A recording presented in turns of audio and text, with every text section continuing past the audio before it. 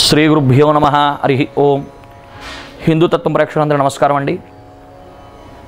శ్రీరామనవమి నాడు చేసేటువంటి పూజా కార్యక్రమాలు ఏ విధంగా ఉండాలి, ఏ విధంగా పూజ చేస్తే మనం ఆయన అనుగ్రహాన్ని పొందుతాం.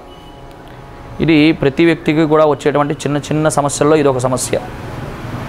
మనం బాగా గమనిస్తే శ్రీరామనవమి నాడు ముఖ్యంగా 3 పనులు చేయడం వలన రామచంద్రమూర్తి యొక్క అనుగ్రహాన్ని పరిపూర్ణంగా పొందవచ్చు అని చెప్పారు. ఏమిటంటే 3 పనులు అంటే, మొదటి రోజు నుంచి ప్రారంభంలాగా అయితే శ్రీరామనవమి ఉదయం వల్ల శుభ్రంగా స్నానమాచరించి స్వామివారి దర్శనం చేసుకోవడం, తర్వాత కొబ్బరికాయ కొట్టడం, స్వామివారి నైవేద్యం పెట్టడం, ఇంటికి వచ్చేయడం, భోజనం చేసి పడుకోవడం. ఇది కాదు. శ్రీరామనవమిన ఎవరి హితోరికంగా వారు పానకాన్ని భక్తులందరికీ కూడా పంచడం, ఆయనకి నివేదన చేసిన పానకాన్ని కానీ భక్తులందరికీ పంచడం వలన ఈ సంవత్సరంలో మన గృహంలో కూడా శుభ కార్యక్రమం నిర్వహించడానికి భగవంతుడు అనుగ్రహిస్తాడు. ఇది మొదటి కారణం. ఇక రెండోది, స్వామివారి ఆలయంలో ఉండేటువంటి భక్తులకి ఉష్ణబాధలు బాగా పెరుగుతాయి. అందుకు వాళ్ళకి కావాల్సినటువంటి విసినికర్రలు, చల్లదనానికి ఉపశమనాన్ని పొందడానికి విసినికర్రలు కూడా భక్తులకి దానం చేయడం మరింత యోగ్యాన్ని కలిగజేస్తుంది.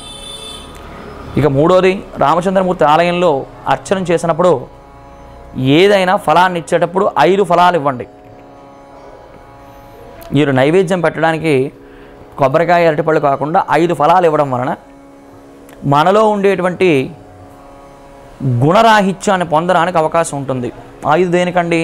కామము, క్రోధము, లోభము, మోహము, మదము. ఇక 6వది, నా మనస్సే మాశ్చర్యం. ఈ 6టిని కూడా నీ దగ్గరికి ఇచ్చేస్తున్నాను రామా, నన్ను అనుగ్రహించు.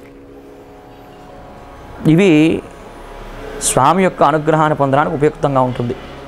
అదేవిధంగా ఈ రోజున ఉదయాన్నే స్నానమాచరించి తులసి దళాలతో అర్చన చేయడం, స్వామివారికి ప్రత్యేకంగా వడపప్పుని, పానకాన్ని, చలిమిడ్డి నివేదన చేయడం మొదటి పూజా విధానంగా చెప్తారు. ఖచ్చితంగా హితోరికంగా భక్తులందరికీ కూడా మీ శక్తి అనుసారంగా పానకాన్ని పంచిపెట్టండి. వారు పానకాన్ని సేవిస్తున్నారు అంటే పరమానంద భరితులై వారి మనస్సు యందు రామచంద్రమూర్తి అనుగ్రహించి ఆరితో కూడా మీ కుటుంబంలో శుభకార్యక్రమం చేయడానికి భగవదానుగ్రహాన్ని పొందుతారు అని చెప్తారు. శ్రీరామనవమి నాడు స్వామివారి దర్శనం చేయడం, గృహానికి మామిడి తోరణాలు కట్టడం, మీ గృహంలో కూడా రామచంద్రమూర్తి పూర్తిగా తులసి దళాలతో అర్చన చేయడం చెప్పనటువంటి సూచన. భక్తులందరూ కూడా ఇవి ఆ రామచంద్రమూర్తి అనుగ్రహం పొందడానికి ఈ కార్యక్రమాలు హితోరికంగా ఎవరి శక్త్యానుసారంగా వారు చేయండి. ఆయన అనుగ్రహాన్ని పరిపూర్ణంగా పొందండి. జై శ్రీరామ్.